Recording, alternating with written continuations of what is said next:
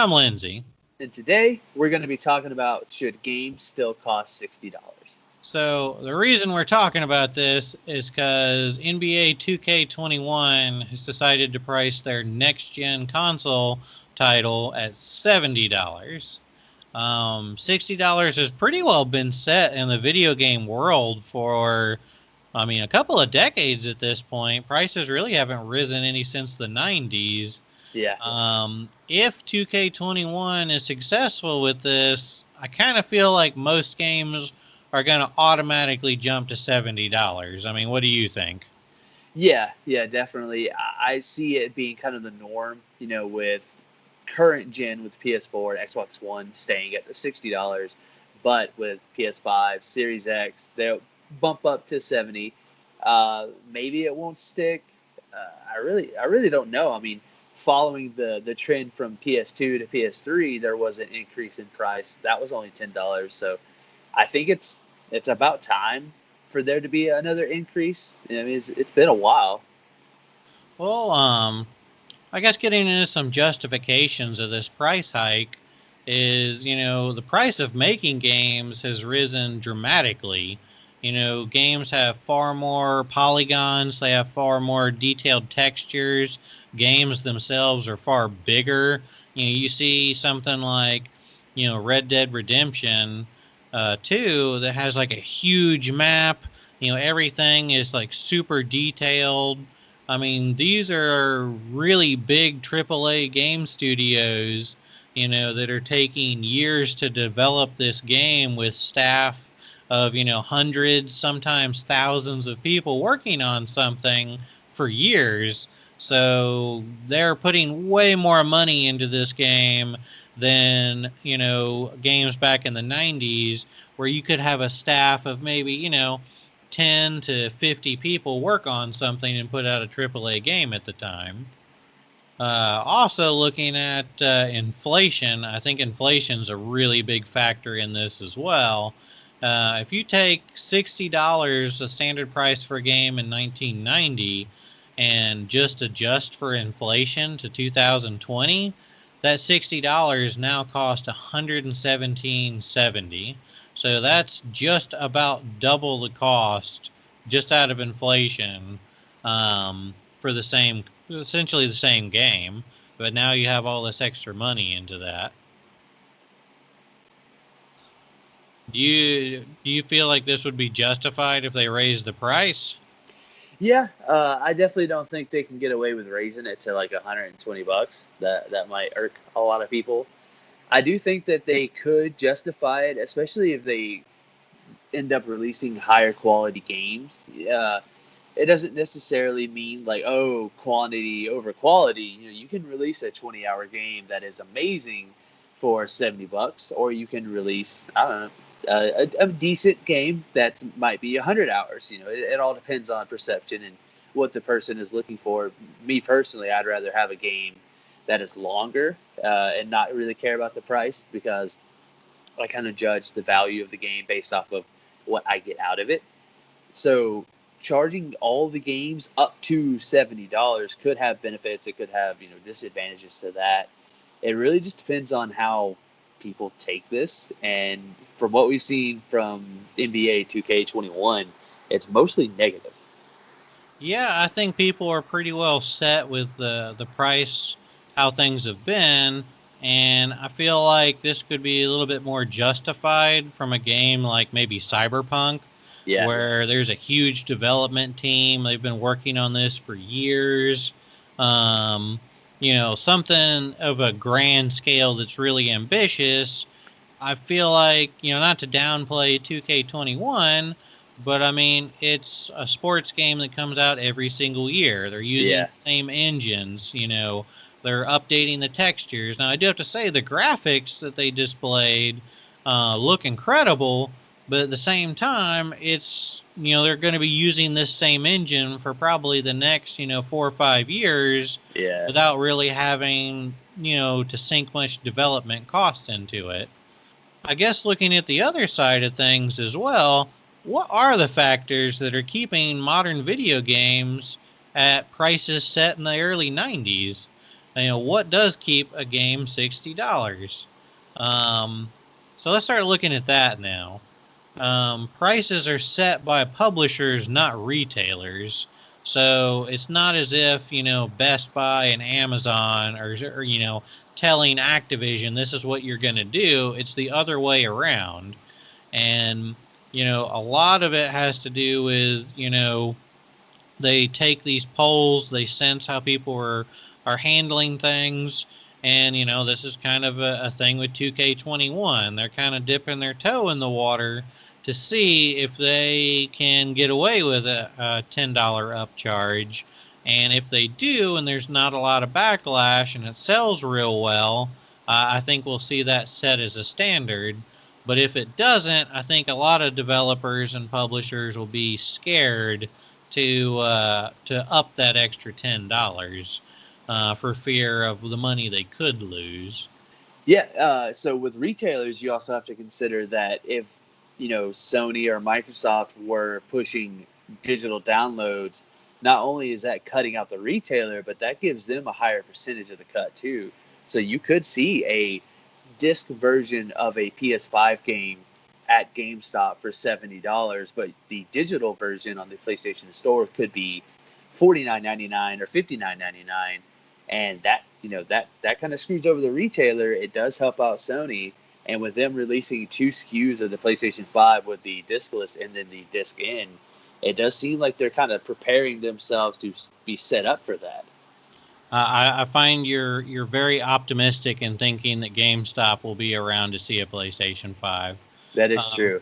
It is dwindling. but yes, I mean, I would be interested to see if, like what you're saying, we start seeing a price separation, because the publisher loses a lot of money when they put it out in stores in a retail form. They have to, produce the physical game. They have to produce the jacket it's in. They have to ship it. They have to give the retailer a cut of putting it on the shelf. So comparing that to working with Sony and Microsoft, they essentially take their cut and they don't have to worry about producing any of the games. It's a lot lower cost to them and they get to keep more of that money, which is a huge incentive. So I do think, like what you're saying, we'll probably see, or at least I don't understand why we wouldn't see, a price separation where the physical games would be more expensive than the digital games, simply to try and push more people toward digital sales, because that makes the publishers a lot more money in the long run than having to go out and buy it at the store, because also that cuts out the used game market. You go play the game, you enjoy it, you go sell it, and someone else buys it. The publisher's not making any money off that second purchase. They're in fact losing money. Another way that prices have been kept down is by the rise of DLC and microtransactions. Back in the days of the early video game days, we'll say, pretty much they would sell you the game once, and that was it. They sold you the game for $60, and that's all the money they made. With the rise of the internet and internet-connected consoles, now we've seen, add-on to games. Is pretty well how this started. Extra levels, extra story missions. You want more content, give us another, $10 or $20. And then we started seeing, microtransactions appear in games.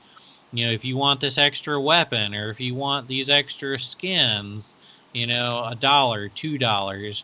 You might download the game and play the game for $60, but for an extra $10, you can have a solid gold warthog with Master Chief.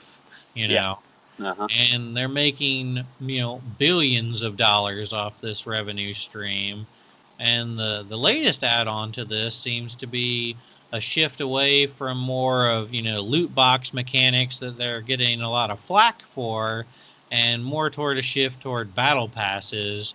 And most people seem perfectly fine with battle passes. You get extra content, you get to continue to enjoy your game while they continue to add things into it. Seems like a win-win for everybody. Do you see battle passes continuing to survive into the future?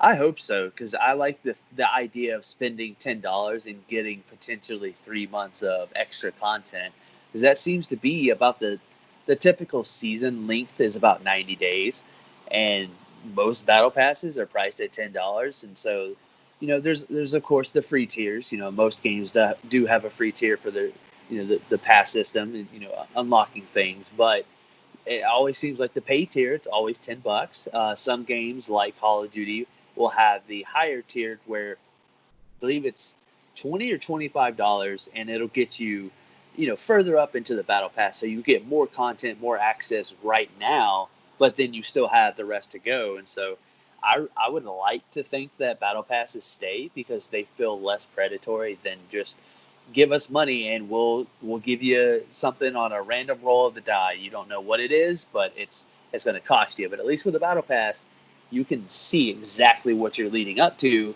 and that could incentivize you to be like, oh well, on level 50, I unlock this cool skin or this cool weapon. So it kind of makes you want to play, but they also could give you options to like, well, I don't have the time. Maybe like I have kids. We have jobs, and so that could affect the point to where like, well, I don't have the time to get to that, so why don't I just go ahead and drop an extra 20, extra $30, and boom, I get what I wanted. Yeah, and I think that's one of the main reasons we've seen battle passes be so successful is with loot boxes. You could put $200 into a game and roll a whole bunch of boxes and not get what you want and get really pissed off and never play again. Yeah, they got $200 from that one person, but if 10 or was it 20 people bought a $10 battle pass, bam, there you go. And if some of those people go, oh man, I don't have time to finish it, but I really want to get that extra bit, I'll put in $20 because I know I will get it. They've already made way more money than like trying to, beat up on that one guy just getting his money. So I feel like if you do things more fair, gamers appreciate that a lot more and are more willing to give in a little bit more money. Yeah, and there's even some games that have found microtransactions in single player games. And like for example, the last couple Assassin's Creed games, they have these time saver packs, and it's anywhere from like $5 to $10, and it will, depending on the game, sometimes they're a little different. They could give you a bunch of each material that you use to like upgrade your ship or upgrade your character, weapons, stuff like that, crafting materials for certain games.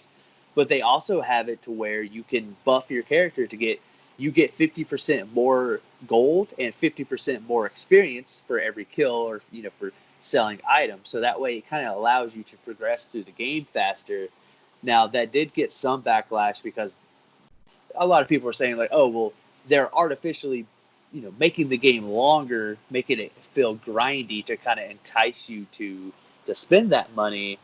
But I didn't see it personally. I didn't see it that way. I saw like, oh man, we made a large game. People may not like this. Let's at least give them an option for them to speed it up. It's unfortunate that it's extra currency that you have to pay for that. But I also feel like buyer beware. If you're buying Cyberpunk, let's say, you're not going to finish that game. That game's going to take a long time to finish. So I think if you buy it and you're like, man, I'm 43 hours into this game and it's still not done, that's not really on the developer. They have a creative vision that they want, and it's their right to achieve it, but it's your right to you need to know what you're getting into, basically. And I feel like those kind of things are justified as long as it's not a system set up pretty much like Star Wars Battlefront 2, where Yeah, you can go in, drop $200, and come out, like Darth Vader dual wielding, miniguns and just mow down everybody. yeah, As long as it is, cosmetic things and things that just don't make you an unstoppable juggernaut, like, I feel like that's justified. Like, once you start crossing into that, pay to win territory, I feel like you get a lot of backlash. But I mean, if you want to pay $100 to have, a solid gold suit and run around in Call of Duty, and you're willing to do it, and you feel it's worth it, then okay. I yeah. I can still choose not to, and we're the same. Yeah, Um, so I feel like as long as everything is kept, fair, that they'll continue to make a lot more money off people because I play Crossout a lot, and Crossout's a free to play game, and I feel like okay, I enjoy this game. They continue to update this game and add things into it, and I want to help support the developers to have them continue to generate money to keep making new updates for the game. Like I bought their last battle pass. I bought the one before that. I feel like they're getting better with each one they do. I want to see that continue. And I guess looking at the prices for development cost for games, we previously talked about the cost of games is rising a lot, but also the sales of games are rising a lot as well. To take a look at one in particular, Grand Theft Auto 5 cost $265 million to make. It was one of the most expensive video games ever produced. Um, so far, it has made over $6 billion in returns. That is a huge return. Now, keep in mind, most AAA games don't make anywhere near that. Um, but a lot of Grand Theft Auto 5's return has been through microtransactions. They're shark cards. Um, just last year in 2019, they made $595 million, most of which was pushed through shark cards. So this is also really showing that these microtransactions are making these developers a ton of money, which is being used to offset the cost of games to keep the price low. And just like how I talked about with Crossout, we also have a new category of games that's only been possible in the internet age, which has been free to play games, where you don't pay any money to play the game at all, and you don't have to pay any money ever. And one of the biggest examples of this is Fortnite. Fortnite has been a free to play game since its inception, and just last year made $1.8 billion on microtransactions and battle passes because you don't have to pay for the game at all. Do you feel like there could be a shift more toward free to play games, or do you think we'll keep seeing a $60 or $70 price tag continue? I think we definitely will see a more free to play approach going forward because it's worked so well for Fortnite. And even like Destiny, they released the Destiny 2 core game is now free to play, and they're building all of the DLC, all the expansions they've added. They're making those the paid content, and I think Destiny is one of the best companies that is it's treating the customers well, and that there's a new expansion coming out, and I think it's $30 or $40.